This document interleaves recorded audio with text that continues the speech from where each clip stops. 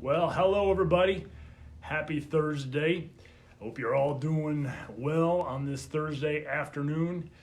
I look out my window and up here in upstate New York, we have a little bit of snow. And I wonder what your weather is like, your direction.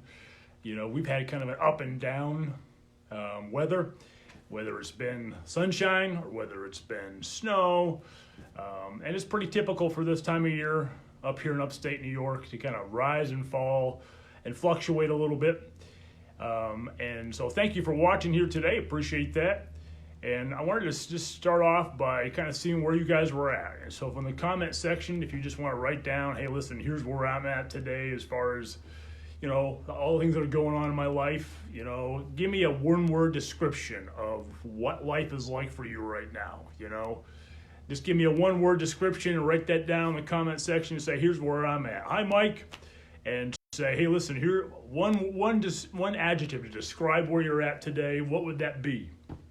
And you just write down in the comment section, just trying to figure out kind of how people are doing, you know, what's running through your mind. So if you got a second, just write that down in the comment section.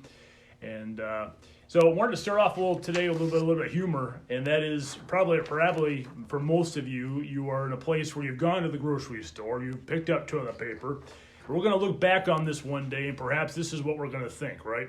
I survived the great toilet paper crisis of 2020. I mean, of all the things that we've gone through, like 9/11 as a nation, you know, World War I, World War II, we're going to look back and say, you know what? Oh yeah, I remember that crisis back in 2020, the toilet paper crisis, where we had to run to the store and look for toilet paper left and right, and we couldn't find any. We had to go to 14, 15 different stores before we found any. Or maybe you had to, you know, use a backup where you had to use, you know, wipes, or you had to use some other means, maybe Kleenex, right? Now, a little while back, before this whole COVID-19 pandemic broke out, I took my son to the hospital. And we arrived at 5 o'clock in the evening, and we left at 1 o'clock in the morning. That's a long time to be at the hospital. Some of you can resonate and say, yeah, I know what it's like to wait in a hospital. And I wish I could say that most of the time that we were in the hospital was productive. But that wasn't the case. In fact, out of that whole entire duration, we probably spent 15 to 20 minutes with an actual person on staff trying to come up with an action plan for what my son needed. And the rest of that time, 6 hours and 45 minutes, was just waiting. And maybe you can resonate with that, right? Because for a lot of us right now, we're in this period of time where we're just kind of waiting, right? And most of us hate to wait, don't we? I don't know about you, but I can't stand waiting. I mean, patience is not one of those things that I'm good at. I'm an action-oriented person, right?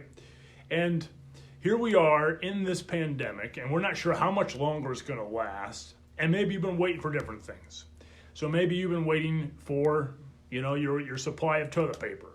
Some of you I know who are ordering online. So maybe you're ordering from Aldi's, or you're ordering from Tops, or you're ordering from Walmart. You're waiting for your regular groceries, and you can wait up to a week because they're so backed up. Maybe you're waiting for, you know, if you're watching today and you're a young woman, a young man, and maybe you're in your teenage years and you're waiting for homework from your teachers. And for a lot of kids, I mean, you're waiting for school to start back up, right? And you would say, yeah, absolutely. And parents are like, yeah, absolutely, I'm waiting. Hi, Karen. Waiting for my kids to get back into school. I can't wait for that day to happen. Hi, Megan. And so maybe you're waiting for stimulus checks. I'm not sure. Some of you, I know I received mine. Maybe you received yours, but maybe you're waiting for unemployment. You've been calling on the phone and trying to get through, and, you know, without any success, and you're waiting for that process to jumpstart. Or maybe you're waiting for business to start back up. Or maybe you're waiting, you know, for me, like going back to church. And I miss all the fist bumps, and I miss the correspondence with people and their interactions and all the conversation, right? I miss all of that. So you're waiting for all of these different things. We're all in the process of waiting. Hi, Sharon. And so I don't know about you, but I look at this and I think, listen, this waiting sometimes is for the birds. You ever think that way? Hi, Tina. And maybe you're in a place where you're waiting on God for something. Maybe you're waiting on God because you're asking God for help in your relationship. with your boyfriend or with your girlfriend or with your fiance or your spouse. Or maybe you're asking God for something in a relationship with a family member, right? Because you need a breakthrough there and there's been dissension or there's been bitterness or heartache. Or maybe you're asking God for a breakthrough in your finances, right? It's been really, really rough. So whatever it might be, maybe you're waiting today. Maybe that describes your dilemma and where you're at. And let's be honest, who of us likes to wait, right? I bet you most of you would say, listen, I don't like to wait either. So if you don't like to wait, just give me a thumbs up. Let me know, hey, listen, I'm not the only one, because sometimes I think I'm the most impatient person in the world. Hi, Michelle. So if I'm not the only one who's impatient, would you just put a thumbs up for me? Hi, Jody. Just give me a thumbs up and give me some love, because I want to make sure I'm not the only one here who's impatient. What's interesting is in the Bible, there are plenty of examples of people who are, I see those thumbs up, see those hearts, cool. There are plenty of examples of people waiting in the Bible, waiting on God. Abraham and Sarah is a great example, right? Abraham and Sarah waiting for their son Isaac to come along, and he is 100 years old, and she's 90 years old. And Jacob is another example. So Abraham and Sarah have to wait. Jacob had to wait 14 years in the service of his uncle before he could have Rebekah as his wife. Well, that's a long time to wait, right? I mean, I proposed to my wife after 9 months, and I'm not suggesting that you move right into it, but I proposed after 9 months. I had been, I knew she was the one, and then about 9 months later, we got married, and I've been with her for 25 years, which is awesome. But to wait 14 years is incredibly long, but that's what Jacob had to do. And Joseph had to wait on God for years when he was imprisoned for something that he didn't do. Can you imagine being imprisoned for something you didn't do? And he had to wait in prison. The Israelites, they cry out to God for deliverance out of bondage from the Egyptians. And they have to wait, you ready for this? Over 400 years. 400 years. And then, to top it off, like as if that wasn't bad enough, they have to go through the desert. You know how much longer they have to wait while they're in the desert? And they go past places probably 2, 3, 4, 5, 6, maybe 17 times. They have to wait 40 years. So they already wait there in Egypt for over 400. And then they have to wait another 40 years to get to the promised land. Yeah. So the nice thing is we're not the only ones that have to wait. In fact, Jesus has to wait on his Father for 40 days in the desert as he's filled with the Holy Spirit. So he's in the desert for 40 days. That's a long time to be in the desert. The disciples, they have to wait for the promised Holy Spirit 10 days after Jesus ascends into heaven. Hi, Charlene. Hi, Dottie. Great to see you, ladies. And so they're waiting, and they're in this place where they're anticipating, right? And so some people in the scriptures, you see they're waiting for years. Some people are waiting for days.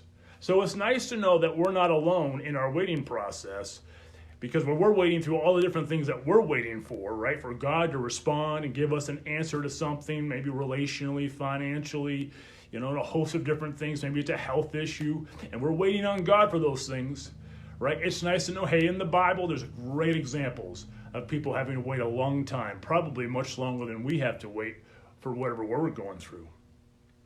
Now, one of the things that I talked about this past Tuesday, if you haven't seen that talk on Tuesday, I would recommend just going back and kind of looking at that.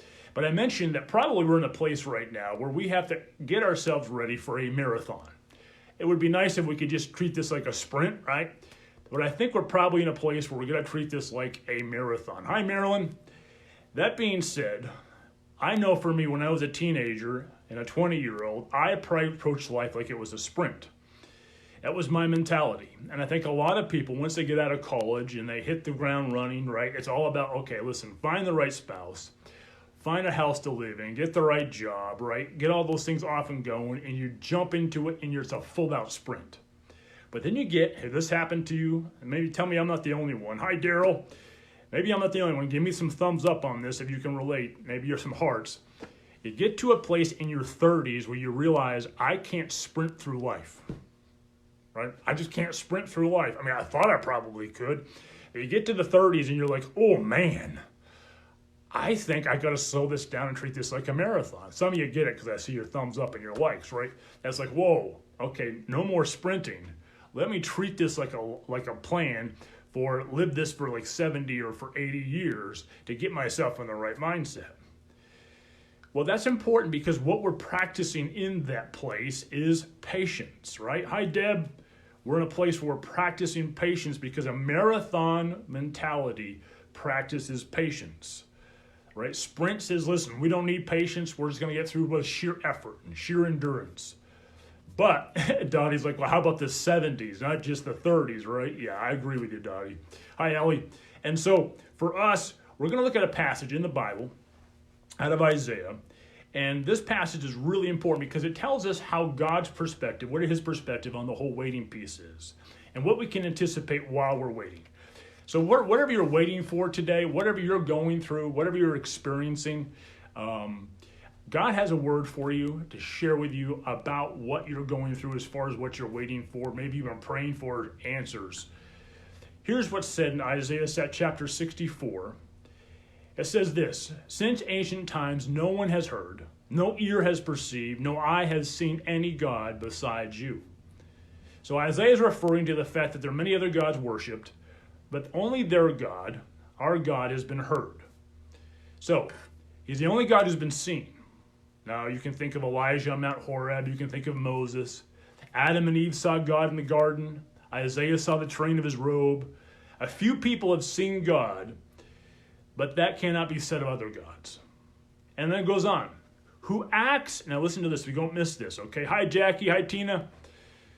For those who acts on behalf of those who wait for him. Well, think about that. A God who acts on behalf of those who wait for him. Wow, I like that. That, what does he want? In other words, he acts, he takes initiative. It doesn't say he'll think about. It doesn't say that he'll ponder. It doesn't say that, oh, you know what, I'll push that off. Or maybe it says this. Listen, God is a God who acts on behalf of those who wait for him. In other words, as we wait for him, he is acting. He is currently working. There is a God who is able to take what we're waiting for and to work in the process, to take our prayers, to take our anxiety, to take our stress, to take our energy and all of our thoughts and to say, listen, you know what? I know you're waiting for this, but I'm going to be working on this, right? Which is phenomenal to think about. And waiting on God is very difficult. Love your thumbs up and your hearts there, guys. It's difficult, isn't it? Because we're not wired to wait. We get impatient. I think for a lot of us, we want to speed up the process. King Saul was waiting for Samuel one day, and Saul got anxious and decided to offer up the sacrifice that was reserved for Samuel himself. And it was against God's law, but he was in a rush and decided to take matters into his own hands. And we're not immune to doing that either, right? We want to take matters into our own hands. So we might be looking for a job, so we take the job that pays the best before asking and praying it over. We might be waiting for God on a financial matter, so maybe we decide to borrow the money to make it happen before God can give us direction, right? Hi, Josh. If we resort to handling things ourselves, we rob, now listen to this, please don't miss this because this is really important. If we resort to handling things ourselves, we rob God of doing what he wants. I don't know about you, but if I have a Father in heaven who's much bigger than I am, much more powerful than I am, who is much more intelligent than I am, I don't want to rob him of any work. If me stepping in and when I'm trying to trust on him and trust in him robs him of what he could possibly be doing, boy, I don't want to do that. I don't want to rob myself of God's blessing and God's work and his strength and all of those things, right? So here's what I want you to do. Here's a truth, and I'm going to repeat this a couple of times, and maybe you could say it right now if you're watching at home or wherever you're watching. Maybe you're watching at work on your lunch break. Here's a truth you can take to the bank. If you're waiting on God for it, God's working on it. Let me just say that again. If you're waiting on God for it, he's working on it. If you're waiting on God for it, he's working on it. The passage says that he acts on behalf of those who wait. So if you're waiting on God for it, he's working on it. Now the picture here is fascinating. Maybe you've been wondering what this rope is doing around my neck. Hi, Dean. Hi, Deb. And I've got this rope here, right? And I want you to think about this. The picture here for the word weight that Isaiah uses is a picture of strands being gathered and twisted together to make a rope. So what does that have to do with patience, right? How does that have to do with waiting on God? Well, think of it this way. Because God is collecting strands. And so in our lives, he's collecting strands. So let's say, for example, we have a friend and we call him Robert, right? So we have Robert, and we're praying that Robert, he needs a job, right? He's in a place where he really needs a job for his family, and he's been struggling, his family's been struggling, and he has a plan for that job, and he's been praying, God, I need a job. But God is looking down and says, okay, I know you need a job, Robert, but I also know you need to learn to trust in me, okay? So there's another strand here. So Robert, on one hand, I'm working on you. But on another hand, I also know that you want this job. So it's a little more complicated than you think. Then on top of that, what God has in mind is he has Robert's wife in mind, right? So Robert's wife is over here, and he loves her to death, God does, and so does Robert. But she has an issue with trusting men in particular because her father didn't provide very well. And so she really has an issue trusting that Robert's going to get a job and that God's going to provide for them because she didn't see it modeled well when she was growing up. And so we have another strand that we have to contend with. And God sees this, and sometimes we don't see it all. All we see is one strand. Well, then, on top of that, there's Earl. And Earl has, let's just say for sake of name, Earl comes into the picture, right? So Earl is one of these guys who has his own business, right? Earl has his own business, and he's trying to trust in God, but he has a hard time letting go because he's a micromanager. And he wants things done the way he wants them done. You know what it's like, all right? Hi, Becky. Hi, Dee. And so he's doing his thing his own way. And God's trying to help teach him not to micromanage, but to delegate more work off, right? And he's thinking about hiring somebody, but God wants to work on him a little bit to be less micromanaging. And so then there's Robert's parents, okay? Because Robert's parents are really kind of controlling in this picture, okay? Right, so Robert's parents, who finally learned to stop putting their 2 cents in every time Robert's in a position of difficulty. And oftentimes they come to bail their kids out, right? And then they have a teenage daughter, Robert does, and his wife, and she's struggling with materialism, right? She's in this place. And so God's looking at this whole thing, right? He's looking at this whole thing and he's saying, hey, listen, you know what? I see all of this. I see all these different strands. And I'm in a place where I want to do something about that, right? I see all these strands, all these difficulties. And all you think about sometimes is that one thing. Hey, listen, I need a job, right? I need a job, God. Let me just hit this real quick. There we go. I need a job. And we forget, hey, listen, oh yeah, there's so many other strands to consider here, and God sees the whole picture. He sees all these different variables that are going on because it affects other people in their lives. It affects people's hearts and people's character, and I think you get the picture, right? Hi, Dow. Hi, Hope Ann. Because our God is doing so many different things. He's involved in so much, and he sees it from his angle, and we only see it from our angle. And God's looking down, and he's saying, listen, you know what? I'm going to do something special. You just have to wait and see. He's like a cook who's in the kitchen with 5 different pots on the stove, right? And he's cooking this 5-course meal. He's like a painter who's painting a masterpiece and has to use different colors.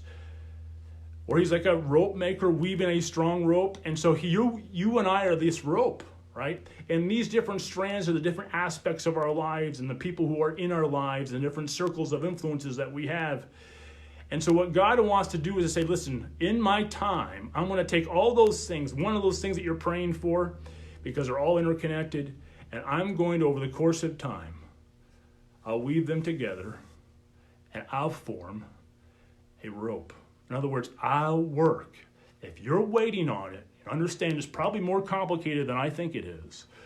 If you're waiting on it, God's saying, I'm going to work on it. And I'm going to take that which seems frayed, that which seems painful, that which seems discombobulated, and I'm going to turn it into a rope that is taut, right, in your life. I'm going to take your life and I'm going to do something with it. It's really cool. Now, it may not be what you expect, right? It may not look the way you want it to look, right? You might think it might look one way, and God says, no, listen, I'm going to want it to look some other different way that's far better than you could possibly imagine, and I have to put all this together. I'm the artist, right? I'm the painter that puts this painting together, and you're one part of that, and you're an important part, but let God do his work, right?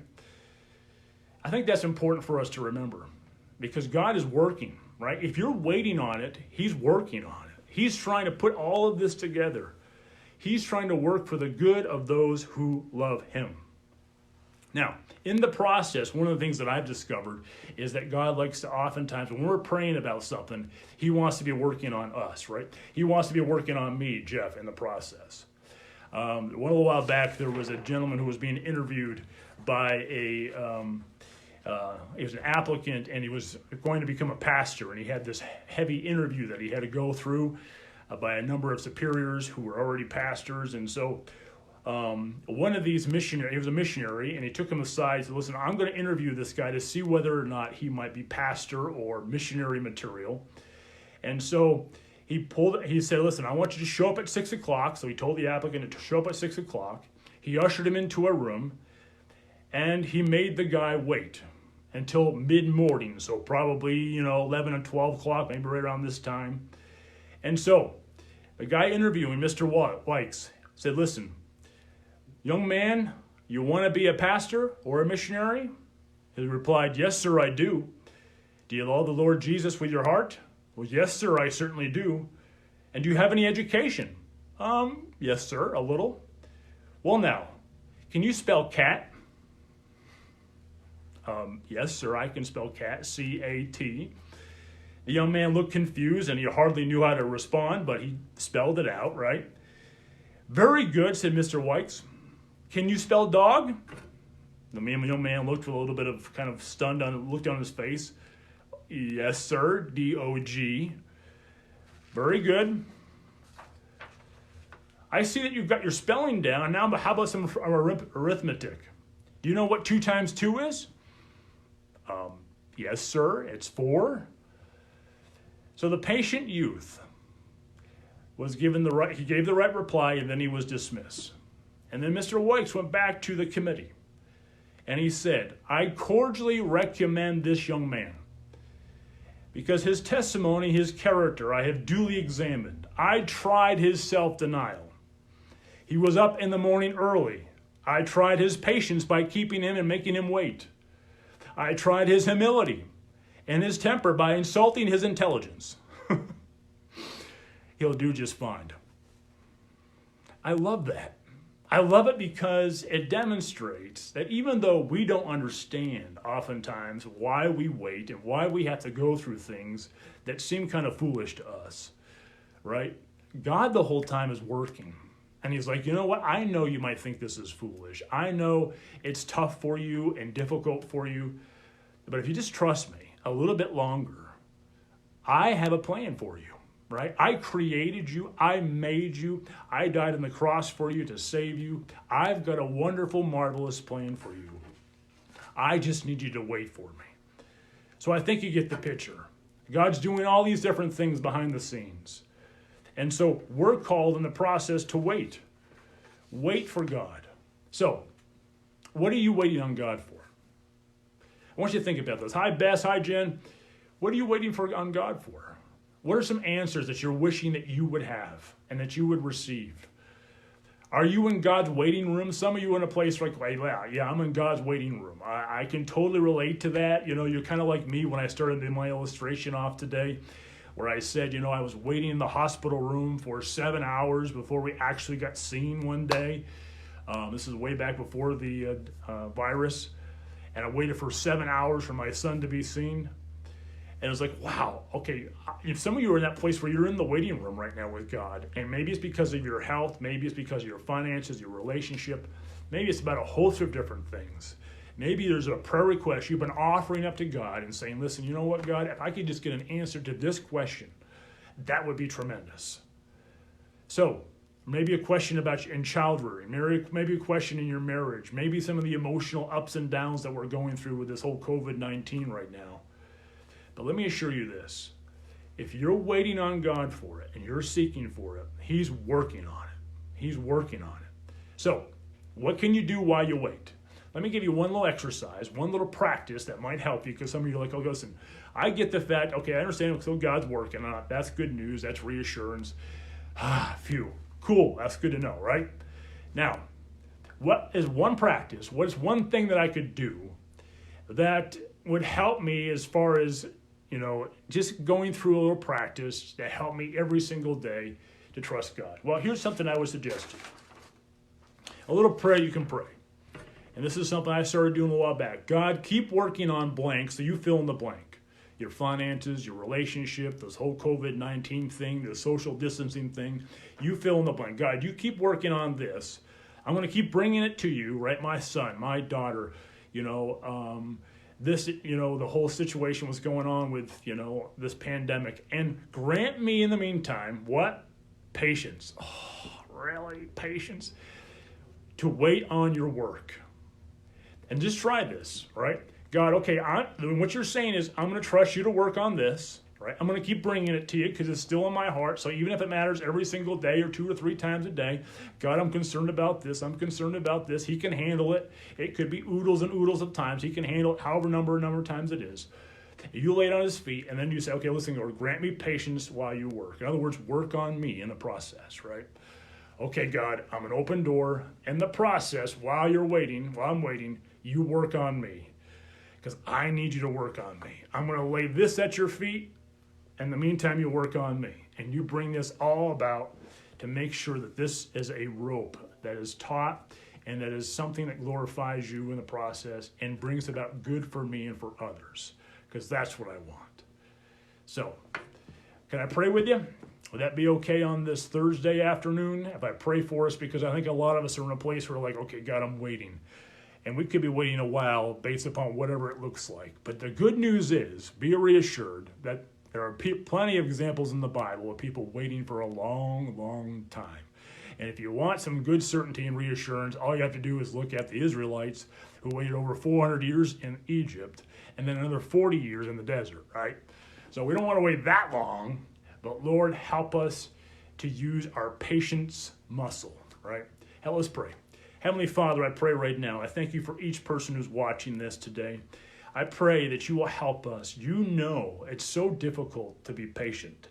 It's so difficult to wait. And especially while we're waiting, what do we do with that?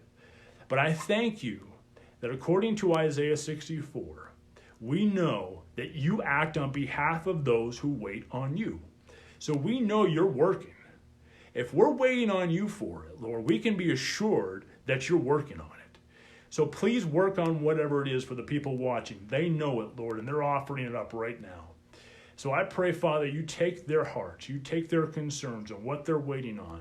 And in the meantime, as they're waiting on it, I pray that you work on us to give us patience so that we continue to trust you to bring about all that you want to. So it ends up being like this rope that is taut and that is beautiful, not only to look at, but to understand that this life is something that's just kind of a combination of all these different threads that you're putting together to make it look the way it does.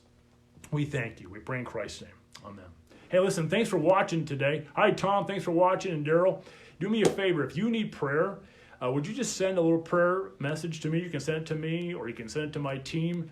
Hey, listen, could you pray for? You can send a private message. We'd love to be praying for you. Every Wednesday night we have a prayer meeting. So if you'd like to pray, us to pray for you, let us know.